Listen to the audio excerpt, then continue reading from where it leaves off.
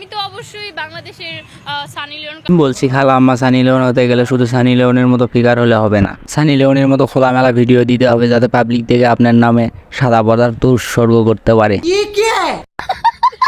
নাকটা একটু চোখা চোখা, আমার ঠোঁট গুলো হচ্ছে গোলাপের মতো সুন্দর, আর আমার চোখ দুইটা মায়াবী, আর গাল দুইটা হচ্ছে লাল লাল টমেটোর। এত সুন্দর একটা মেয়ে আপনারা শুধু শুধু তাকে নিয়ে টোল করতে। বাংলাদেশের একমাত্র নায়িকা, এখন আর কোনো নায়িকা আছে নাকি উনি ছাড়া? যে যাই বলুক খালা আম্মা, আপনি এগিয়ে যান, আমি আছি আপনার সাথে। মুতার জায়গায় গুতা দেওয়ার দাম। এটা বলতে পারলেন খালা আম্মা, আমি আপনার এত প্রশংসা করলাম, যদিও আসলে সত্যি কথাটাই বলছেন। আরে কাকা ধমকান কেন? ওনাকে সবাই করে, আমি করলে দোষ কি? মানে সবাই রোস্ট করে।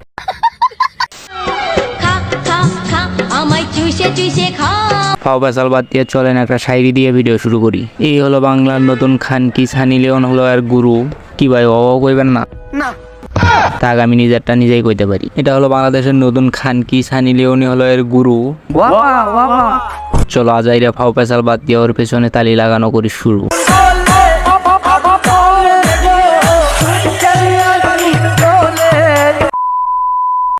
আমার সাথে আমি যেহেতু সাকিব খানের 3 নাম্বার বউ হব, তাহলে 3টা বিয়ে হবে তার। হ্যাঁ, তো ইসলামে যেহেতু 4টা বিয়ে করা জায়েজ আছে, আমি চাবো যে ওকে আরেকটা বিয়ে করাই। আরে ভাই যেভাবে কথা বলতেছে মনে হচ্ছে শাকিব খানকে বিয়ে করার জন্য বসে আছে। বলছি খালা আম্মা একটু ভালো করে খোঁজ খবর নিয়ে দেখে, আপনার থেকে 1000 গুণ সুন্দরী নায়িকাকে উনি খেয়ে ছেড়ে দিয়েছেন। বিয়ে তো দূরের কথা, আপনাকে খাওয়ারও রুচি হবে না ওনার। চাইতে গেলে সাকিব খান, বইতে গেলে সাকিব খান, শুয়েতে গেলে সাকিব। খালা আম্মা আপনি শাকিব খানের চিন্তা বাদ দিয়ে জায়েদ খান, অবিবাহিত জায়েদ খানকে নিয়ে ভাবা শুরু করে। আর সে কি নায়ক হলো নাকি? সে তো ডিগবাজি দিয়ে এটা চাইলে আমরাও হতে পারি। ও জায়েদ খান আপনার কাছে নায়কই না? বলছি খালা আম্মা, জায়েদ খান যেমনই হোক, জায়েদ খানের পায়ের নখেরও যোগ্য না আপনি। জায়েদ খান ওনার কাছে নায়কই না, ওনার কাছে নায়ক হচ্ছে ইনি। বাংলাদেশের একমাত্র নায়ক, একমাত্র সুপারস্টার, আমাদের সকলের অপছন্দের।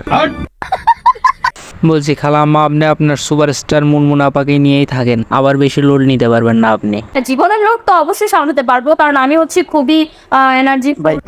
আরে আপনি 4-5 জনকে একসাথে কাঁপাতে পারবেন না। 4-5 জন ছেলে কাঁপাতে পারবো না, এটা কোনো কথা?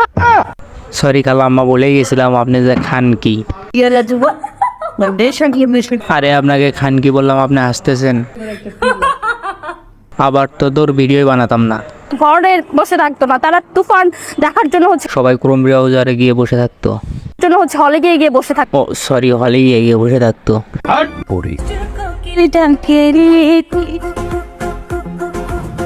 এখন একটু সিরিয়াস কথা বলি। এই সব হলো এই খানকির ভিউজের নেশা, সব ভিউজের জন্য পাবলিকলি আসে এই সব কথা বলতেছে। তো একে নিয়ে এত মাতামাতি করার কোনো মানেই হয় না। হ্যাঁ, আমি তো অবশ্যই বাংলাদেশের সানি লিওন। খালা আম্মা আমাদের সকলের বরদোয়া রইল, আপনি একদিন বাংলাদেশের সবচেয়ে বড় খানকি হবেন। আপনাদের কি মনে হয় সোশ্যাল মিডিয়ায় এসে সব কথা বলতেছে এর আগে পাশে কেউ নাই? আছে রে ভাইয়া, যে এই বাঞ্চত ওর স্বামী।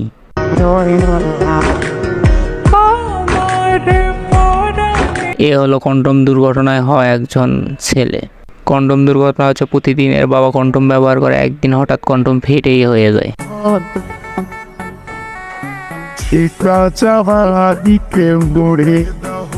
ফুল কনফিডেন্স আছে ভাই তোর ওপর আমাদের, তুই একদিন বাংলাদেশের সবচেয়ে বড় বউ ব্যবসায়ী হবি। তোদের লিঙ্কের অপেক্ষায় বসে থাকলাম। আরেক টাকা ধমকান কেন? এরা তখন ঢাকা পড়ে যাবে, আবার ভাইরাল হওয়ার জন্য এরা দেখেন লিঙ্ক ভাইরাল করবে। তো এদের নিয়ে এত মাতামাতি করার কিছু নেই, যত মাতামাতি করবেন তো এরা নষ্টমি বেশি করবে। তো আজকে এই পর্যন্তই, সবাই ভালো থাকবেন, সুস্থ থাকবেন, আল্লাহ হাফেজ।